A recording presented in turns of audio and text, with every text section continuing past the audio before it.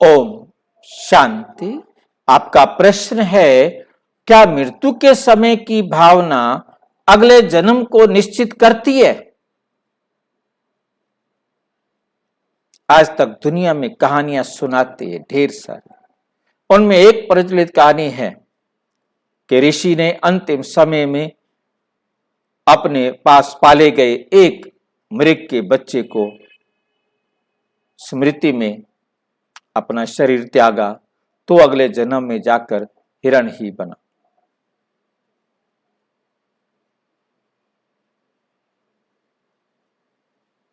ये ऐसी गपोड़ कहानियां बना दी गई हैं जैसे कि वो सब कुछ जानते हैं। उनके जन्मों की कहानियां भी जानते हैं। अब परमपिता परमात्मा ने आके समझाया, बच्चे ये बात ठीक है कि जो आपकी भावना होगी वैसा आपको जीवन मिलेगा,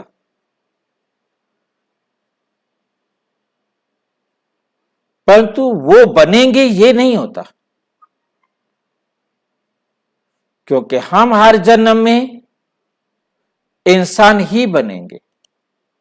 हम कभी कुत्ता, बिल्ली, गधा, घोड़ा, पशु, पक्षी नहीं बन सकते। हम हर जन्म में इंसान ही बनेंगे। इस बात को परमपिता परमात्मा ने बहुत अच्छी तरह से हमें समझाया है। हम आज तक समझते थे पता नहीं क्या बनेंगे।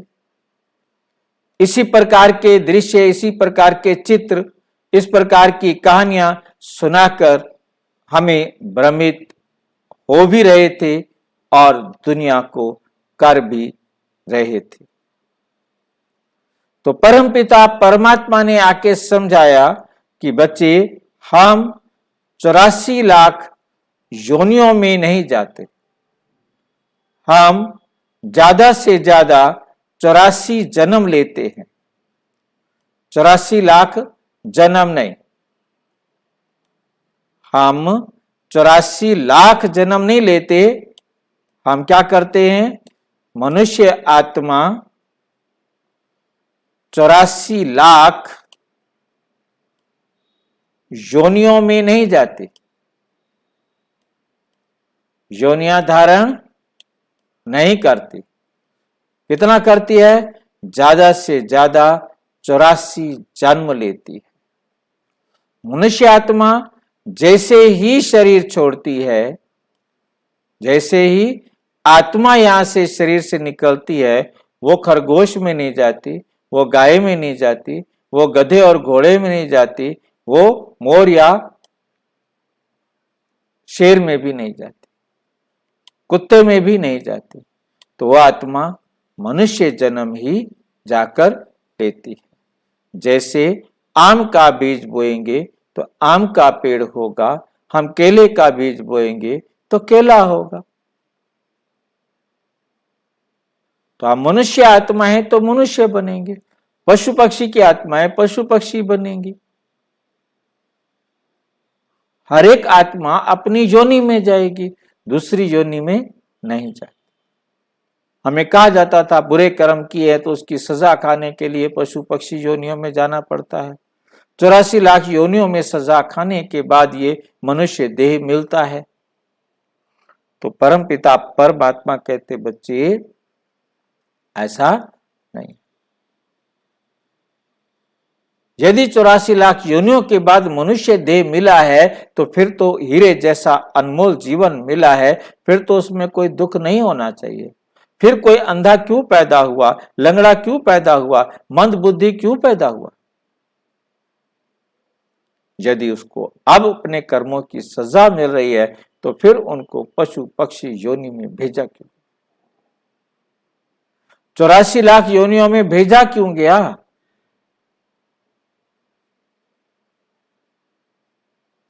ये बहुत अच्छी तरह समझने वाली बात। हम हर जन्म में इंसान बनते।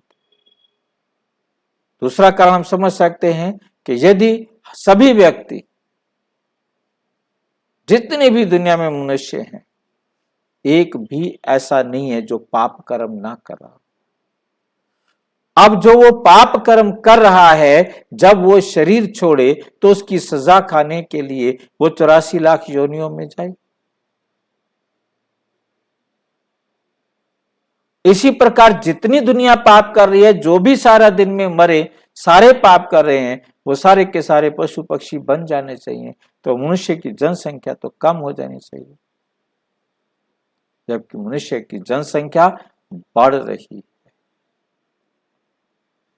जितने भी पुनर्जन्म के सर्टिफाइड केसेस मिले हैं, उनमें केस ऐसा एक भी नहीं है जिसने ये कहा हो कि मैं जिसमें गाय बनाऊं, चिपकली बनाऊं, चूहा बनाऊं।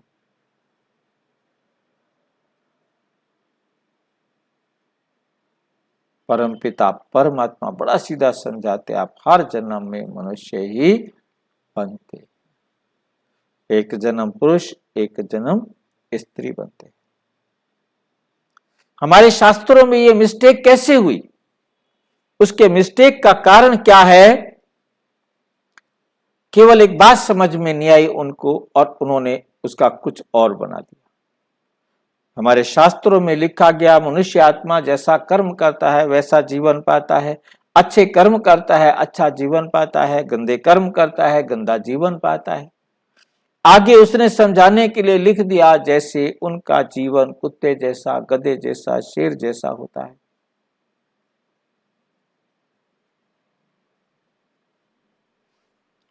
अब है तो मनुष्य, परंतु किसी की हिम्मत नहीं जो उसके सामने बोल सके शेर की तरह रहता है तो मनुष्य वो कुत्ते की तरह जीवन जी रहा है, गधे की तरह जीवन जी रहा है।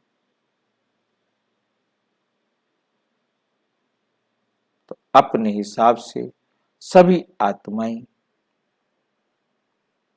कहते हैं, अब जैसे कर्म किए हैं वैसा जीवन मिलेगा, परंतु लिखने वाले ने क्या किया, उसको लिखा कि जैसे कुत्ता, गधा, शेर, गीदड़ आदि। तो क्या बनेगा, कुत्ता बनेगा, शेर बनेगा, गीदड़ बनेगा। हम कुत्ते जैसे बनेंगे, गधे जैसे बनेंगे, शेर जैसे बनेंगे, गीदड़ जैसे बनेंगे। जैसे कर्म करेंगे वैसे हम पद।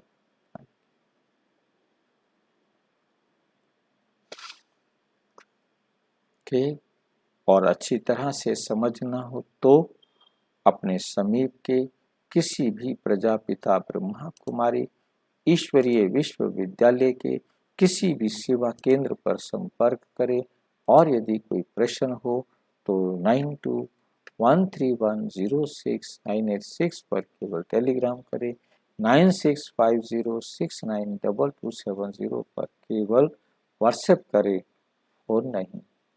ओम शांति।